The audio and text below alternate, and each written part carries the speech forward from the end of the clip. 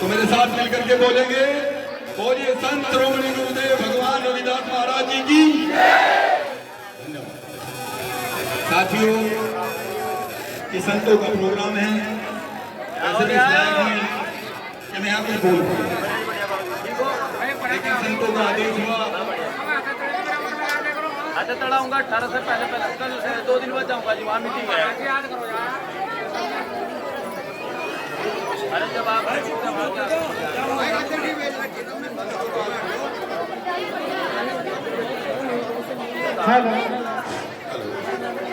संतों का आदेश हुआ तो मुझे आपके बीच में बोलने का अवसर चाहता हूँ। मैं अपने आप को धन्य मानता हूँ कि आज मैं आपके बीच में हूँ, और मेरी आपसे विनती है कि बस सिर्फ मैं आपके 10 मिनट लूंगा, क्योंकि आपका समय इतना कीमती है। आप संतों के दरबार में हैं, आपको संतों को सुनना है। मैं तो एक तुच्छ प्राणी हूँ, दासों का दास हूँ, तो मैं आपके सामने बोलने के लायक नहीं। पर फिर भी जब ये माइक मेरे हाथ में आया है तो मैं अपनी कुछ बातें आपको बता के जाऊंगा, और आपसे प्रार्थना करूंगा कि जो मेरी बातें हैं आप घर जाने के बाद इन बातों पर विचार करेंगे, क्योंकि मैं भी संत श्रोमणी गुरु रविदास का अंश हूं। तो मेरे सम्मुख बैठे हुए पिता तुल्य बुजुर्गों, नौजवान साथियों, इतनी भारी संख्या में मातृशक्ति, पत्रकार बंधुओं, गुरुदेव के चरणों में मेरा कोटि कोटि वंदन। श्री गुरु समनदास जी महाराज जी के चरणों में मेरा कोटि कोटि वंदन। उन्हीं के शिष्य जो आज आश्रम को इतनी ऊंचाइयों पर ले जा रहे हैं, आप सबके गुरुदेव श्री गोवर्धन दास जी, जिनका आज जन्मदिन भी है।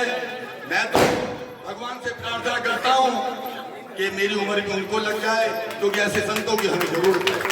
तो सबसे पहले आप मेरे साथ मिलकर बोलेंगे, बोलो गुरु गोवर्धन दास महाराज जी की, संत श्रोमणी गुरुदेव महाराज जी, गोवर्धन महाराज जी की धन्यवाद। आज उनको जन्मदिन की बहुत बहुत शुभकामनाएं। गुरुदेव तुम जियो हजारों साल, साल के दिनों 50,000। हैप्पी बर्थडे टू यू गुरुदेव। आपको जन्मदिन की पुनः बहुत बहुत। इस शुभ अवसर पर इस कार्यक्रम में पहुंचे हमारे साथ ब्रह्म कुमारी परवेश दीदी जी, ब्रह्म कुमारी सालू बहन, हमारे नेताजी सचिन कटारिया जी, सुबोध जी, संदीप खत्री जी जो राष्ट्रीय धर्म प्रचारक हैं, जावेद भाई जी, ओमवीर जी, मोहित, रवि, जतिन, राम कुमार और जिला कार्यालय प्रभारी भाजपा सुबोध कुमार जी, सभी साथियों का बहुत बहुत धन्यवाद और आभार। और यहाँ पर दूर दराज से आए सभी संत, जिनके चरणों में मेरा कोटि कोटि। आप सबको मैं बताना चाहता हूँ, मैं आज उत्तर प्रदेश सरकार में हूँ, आप सबके बीच में हूँ, ये गुरुदेव की कृपा है। तो मैंने एक पूरे भारत में और उत्तर प्रदेश में एक मुहिम छेड़ी है, और मैं आपके बीच में अपनी बात रखना चाहता हूं, अगर आप सबकी इजाजत हो तो, क्योंकि ये संतों का कार्यक्रम है। मुझे बोलने का मेरे से गलती हो जाए तो उसके लिए माफी चाहता हूं। मेरी एक मुहिम है, मैं शिक्षा पे काम कर रहा हूं, पूरे देश में मैं शिक्षा पे काम कर रहा हूं। गुरु जी की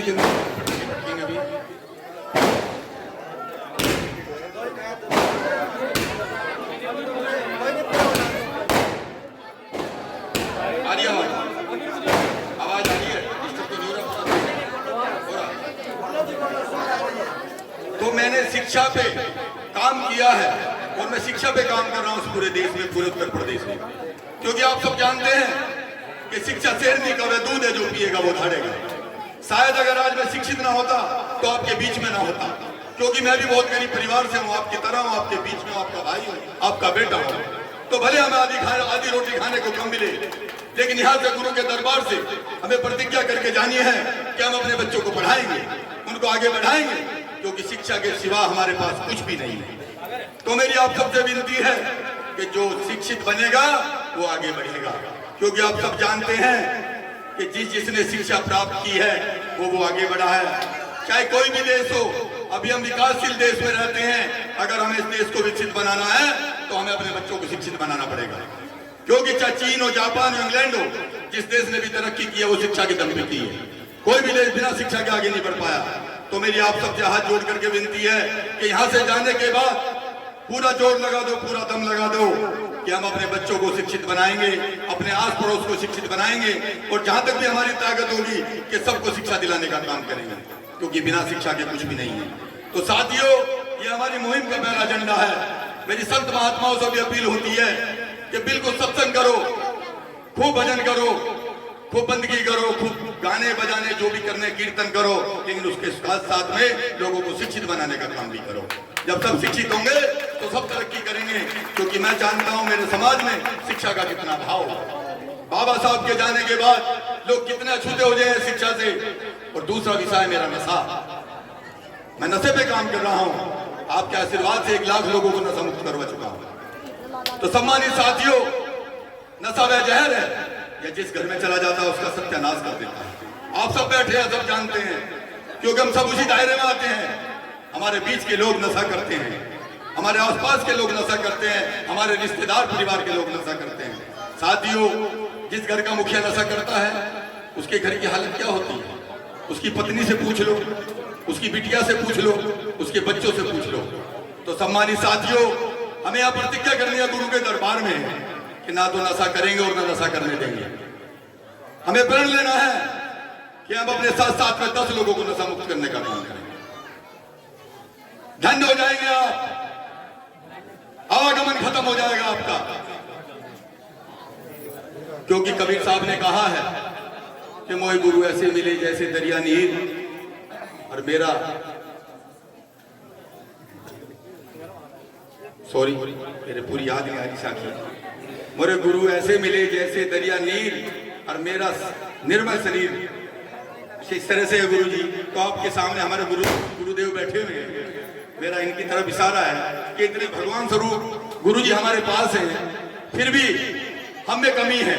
हमें अपनी कमी को सुधारनी है, और वो कमी हम शिक्षा के दम पर नशे से दूर होकर सुधार सकते हैं। क्योंकि हमारे बीच में हमारे परिवार वाले, हमारे रिश्तेदार, हमसे दूरी बनानी है उन लोगों से जो लोग नशा करते हैं, क्योंकि हम गुरु के दरबार में आए हुए हैं। और साथियों, नशा वास्तव में ऐसा जहर है जिससे हमें बचना है। तो मेरी आपसे यही विनती है कि आप गुरु के दरबार में हैं तो यहाँ से कुछ सीख के जाएं, यहाँ से कुछ लेकर के जाएं, तभी हमें गुरुओं के दरबार में आने का फायदा होगा और ये मैसेज लोगों तक पहुंचाने का काम करें। इन्हीं शब्दों के साथ मैं अपनी वाणी को विराम देता हूं, क्योंकि गुरुओं का दरबार है, हम नेता हैं, हमें यहाँ बोलने का अधिकार नहीं है। इसलिए मैं अपने वाणी को विराम देते हुए आपके चरणों में मेरा कोटि कोटि वंदन, गुरुदेव के चरणों में मेरा कोटि कोटि वंदन। बोलो संत शिरोमणि गुरुदेव भगवान की जय। धन्यवाद।